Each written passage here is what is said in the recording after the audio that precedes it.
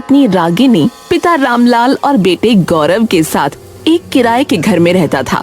वो पेशे से एक मिस्त्री था और जैसे तैसे अपनी जीविका चला रहा था। पापा, मेरी फीस जमा होनी है। हाँ, ये लो बेटा। पापा, ये कम है। आप भूल गए क्या? मैंने आपको बताया तो था कि इस साल फीस बढ़ गई है। अच्छा, हाँ, पर चल, तू इतना ही ले जा बेटा। अभी इतना ही है। मैं तेरी मैडम से बाद में बात कर लूंगा। अच्छा, ज्यादा परेशान ना हो, आ जाओ, खाना खाओ। अरे नहीं, परेशान नहीं हो रहा हूँ। बस ये सोच रहा हूँ कि खर्चे बहुत बढ़ रहे हैं। हाँ, ये तो है। मैं भी कुछ काम शुरू करूं?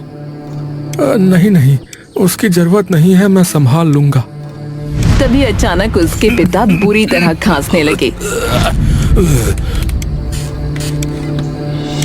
अरे क्या हुआ पिताजी, क्या हुआ?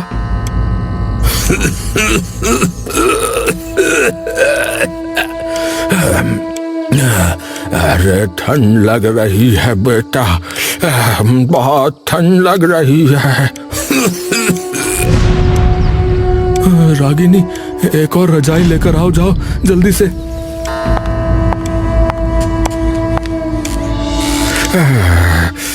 बेटा मोहन, तेरे ऊपर बहुत बोझ आ गया है ना। अरे नहीं तो, किसने कहा? अरे बेटा, बूढ़ा जरूर हूँ, लेकिन कान अभी भी काम कर रहे हैं। सब जानता हूँ। अरे आप फिक्र मत करो पिताजी।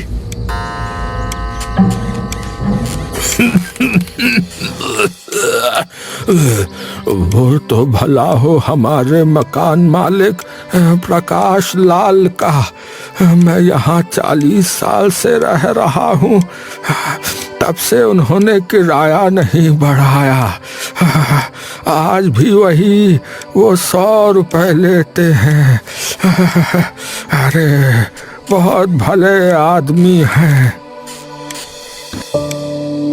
हाँ, ये तो सही बात है, लेकिन अब आप ज्यादा मत बोलो, आराम करो, क्योंकि आपको बहुत खांसी भी आ रही है।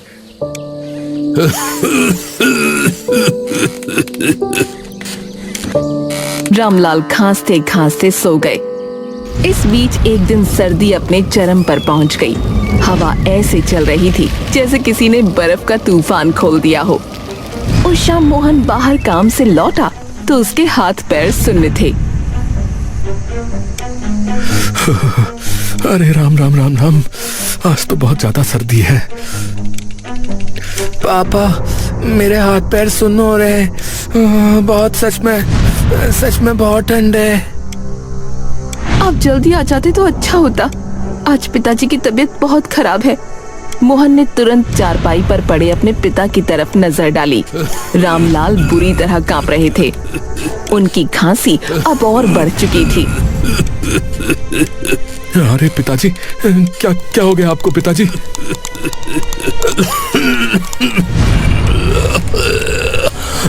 अरे बेटा, आज की ठंड मेरा दम निकाल रही है बेटा।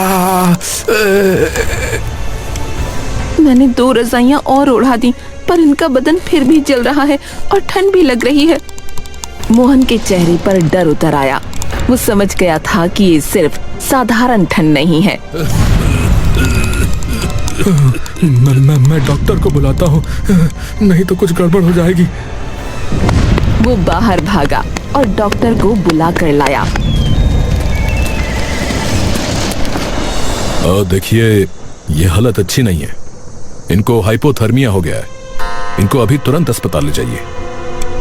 डॉक्टर साहब, पैसे तो...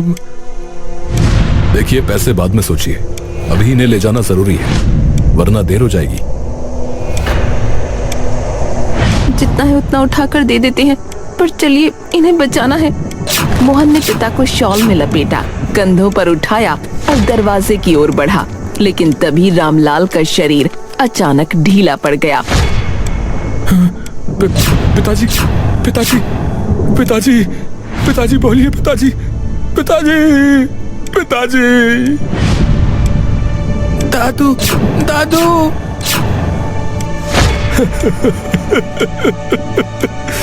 पिताजी।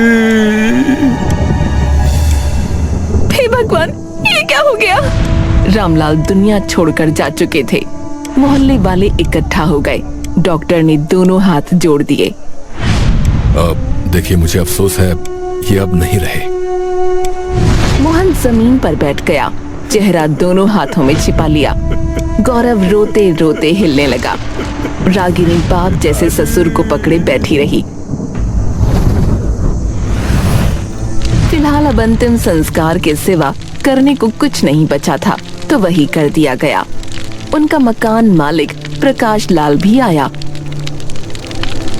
मोहन, मुझे भाई बहुत दुख है। तुम्हारे पिताजी बहुत सीधे और नेक आदमी थे। जी जी भाई साहब जी। लेकिन अगले ही दिन प्रकाश लाल दोबारा उनसे मिलने पहुंचा। मोहन समझा शायद सांत्वना देने आए हैं, लेकिन बात कुछ और ही थी। अरे आइए आइए भाई साहब, बैठिए। नहीं नहीं, मैं बैठने नहीं आया, एक जरूरी बात के लिए आया हूँ। कैसी बात? देखो मोहन, मैं आपके पिताजी की वजह से किराया नहीं बढ़ा रहा था, पर अब जो है हालत और जमाना दोनों बदल गए हैं, समझ रहे हो? मतलब देखो भाई, मतलब ये कि अब से किराया 100 रुपए नहीं बल्कि 1000 रुपए होगा। हाँ। मोहन के चेहरे का रंग पल में उड़ गया। क्या 1000 रुपए? आप मजाक कर रहे हैं क्या?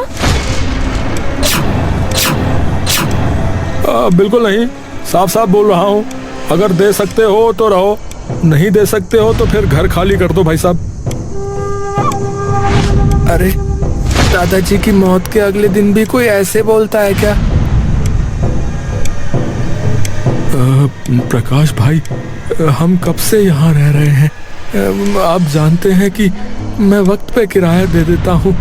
मेरे पिताजी की चिता की राख भी अभी ठंडी नहीं हुई है।